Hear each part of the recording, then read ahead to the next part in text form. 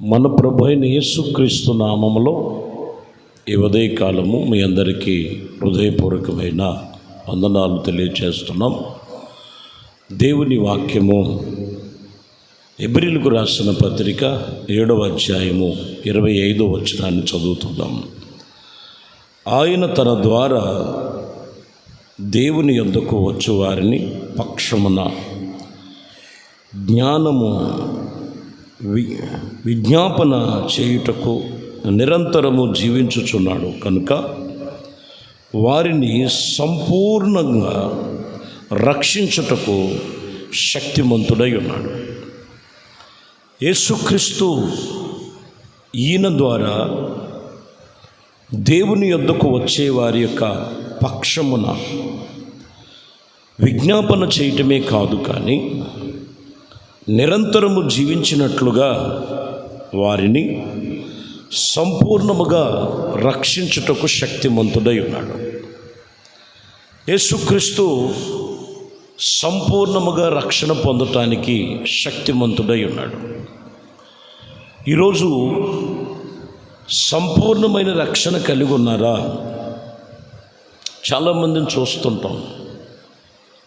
మొదటి ప్రారంభములో ఉన్నటువంటి రక్షణ తీసుకోకముందు, రక్షణ తీసుకున్న తర్వాత కొన్ని దినాలు చాలా భక్తి వైరాగ్యం కలిగి ఉంటారు.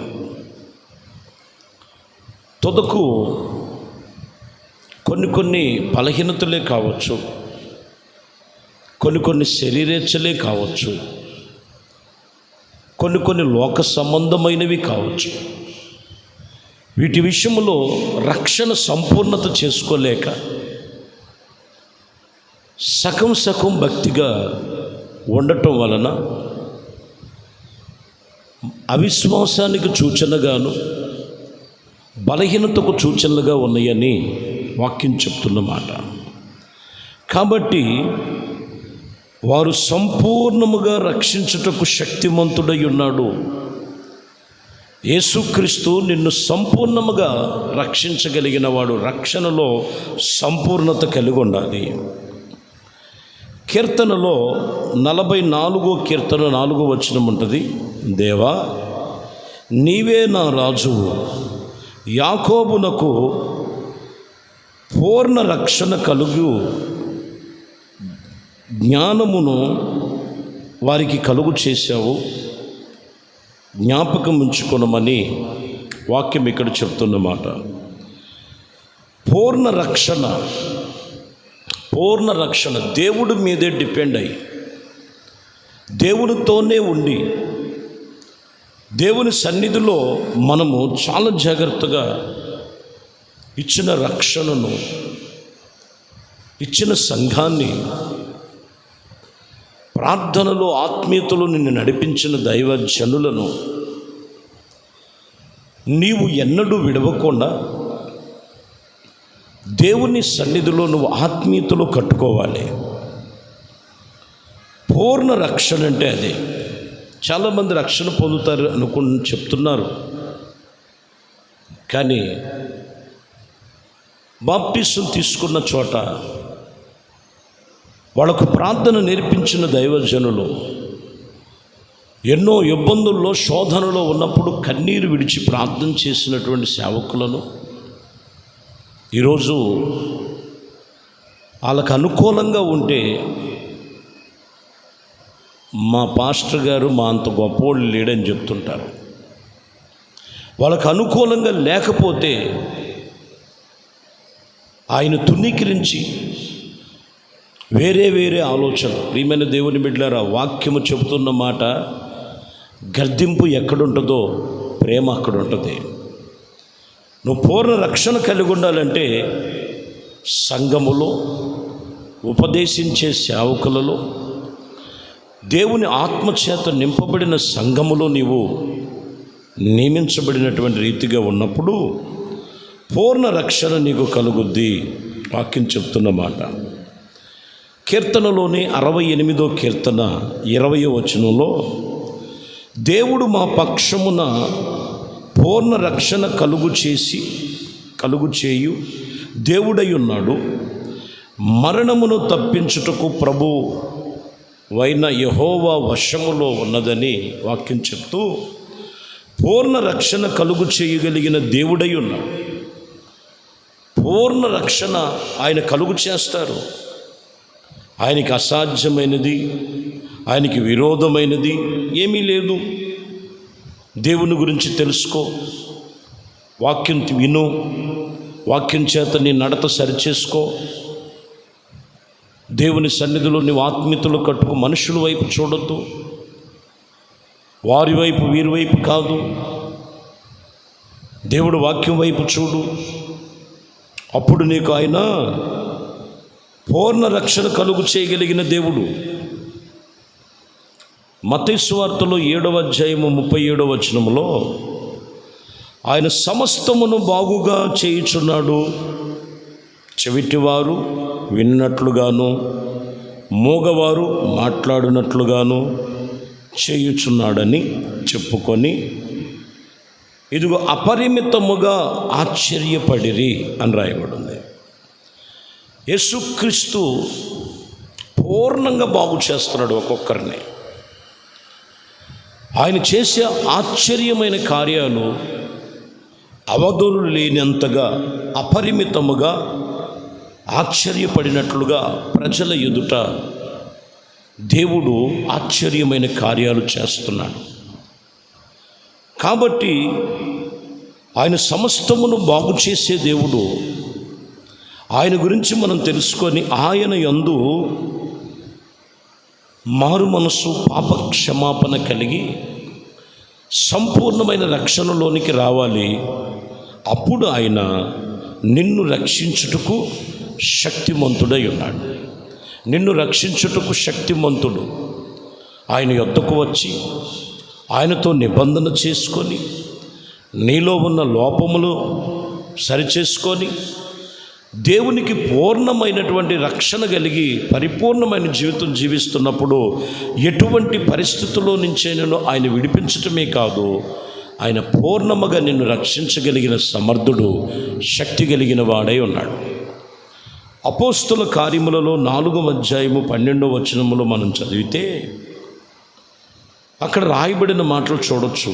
మరియు ఎవని వలన రక్షణ కలగదు, ఈ నామమునే మనకు రక్షణ పొందవలనని మనము ఇదిగో పొందవలను గనుక ఆకాశము కింద మనుషులలో ఇయ్యబడిన మరి ఏ నామమందు కూడా రక్షణ పొందలేము.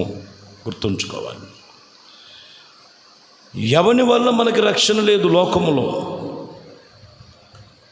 ఇయ్యబడిన నామము యేసుక్రీస్తు నామములోనే రక్షణ ఉంది.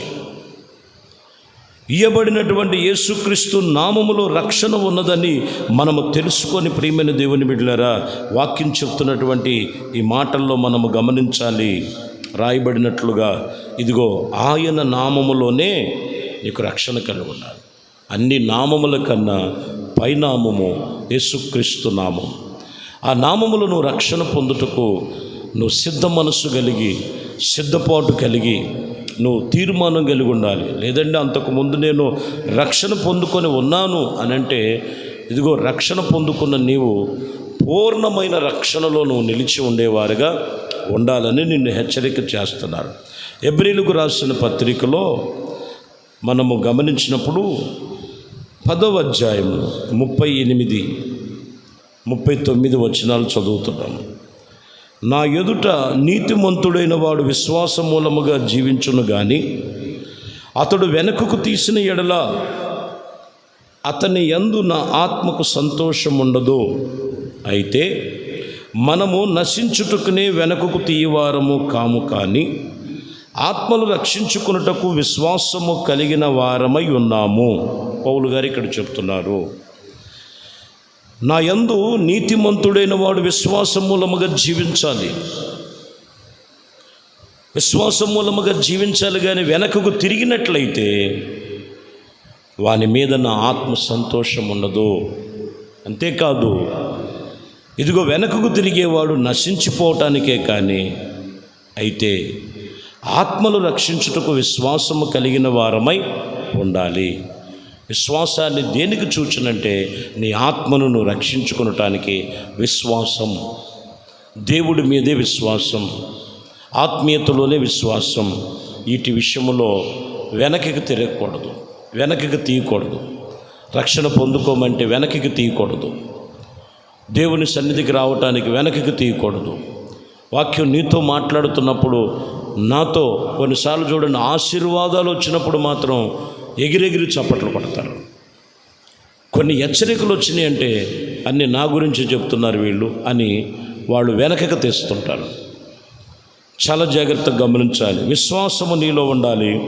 నీ వాక్యం చేత సరిచేయబడితే సంపూర్ణమైన రక్షణ నీకును నీ కుటుంబానికి ప్రభు అయిన యేసుక్రీస్తు ద్వారా కలిగి ఉన్నదని నువ్వు తెలుసుకొని విశ్వసించి ఎక్కడ నువ్వు వెనకంచి వేస్తున్నావో, ఎక్కడ నీలో ఇంకను ఏ నామములో ఏదో ఉన్నదని అనుకోవద్దు. ఏ నామములో నీకు రక్షణ లేదు. అన్ని నామముల కన్నా పైనామము యేసుక్రీస్తు నామములోనే నీకు రక్షణ. దేవుడు నిన్ను నీ కుటుంబాలను ఈ ఉదయము పూర్ణ రక్షణతో ఆయన రక్షించుటకు శక్తిమంతుడై ఉన్నాడు. కాబట్టి ఆయన శక్తిని నువ్వు పొందుకోవాలంటే దేవుని మీద నువ్వు నిబంధన చేసుకొని ఒక తీర్మానం చేసి కలిసి ప్రార్థన చేద్దాం. పరిశుద్ధుడా, ప్రేమ కలిగిన తండ్రి, ఈ ఉదయము సంపూర్ణముగా రక్షించుటకు శక్తిమంతుడైన దేవుడవని మీ వాక్యము చేత మాకు ప్రత్యక్షమయ్యారు. మీ వాక్యమును విని మారు మనస్సు పొంది పాప క్షమాపణ నిమిత్తము ఏ నామము ఇవ్వబడలేదు, యేసుక్రీస్తు నామములోనే రక్షణ పొందుకోవాలని వాక్యం చెప్తున్న మాట. వెనకకు తీసేవారు నశించిపోవటానికి వెనకకు తీస్తున్నారు. విశ్వాసమును, ఆత్మను రక్షించుకొనుటకు విశ్వాసమందు గురి ఉంచాలని హెచ్చరిక చేశారు. అందును బట్టి మీకు కృతజ్ఞతాస్తుతులు చెల్లిస్తూ ఈ వాక్యం విన్న ప్రతి కుటుంబాలను ఈ ఉదయమే వాళ్ళు చేస్తున్న పనులు, వాళ్ళు చేస్తున్న వ్యాపారాలు, వారు చేస్తున్నటువంటి ఉద్యోగాలు, వారు చేస్తున్నటువంటి దైనందిన జీవితములన్నింటిలో కూడా గొప్పగా అన్ని విషయాల్లో రక్షించి కుటుంబాన్ని కాపాడి మీ యొక్క కృపలో ఈ దినచర్య అంతట్లో కూడా మీ బిడ్డలను ఆశీర్వదించి దీవించమని నజరేయుడైన యేసుక్రీస్తు నామములో ప్రార్థించి వేడుకొనుచున్నాము తండ్రి. ఆమేన్. ప్రభు మిమ్మల్ని దీవించి ఆశీర్వదించునుగాక. ఆమేన్.